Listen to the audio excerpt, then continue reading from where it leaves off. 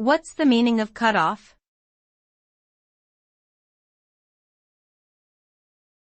Cutoff.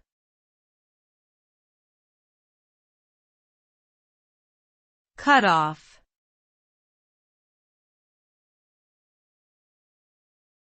Cutoff.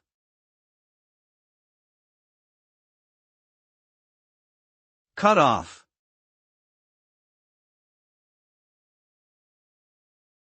The term cutoff refers to the point at which something is no longer allowed or accepted, and is often used in the context of deadlines or limits. For example, an application deadline for a job or school program may have a cutoff date after which no further applications will be accepted. Similarly, in scientific research, a cutoff value may be used to distinguish between significant and insignificant results.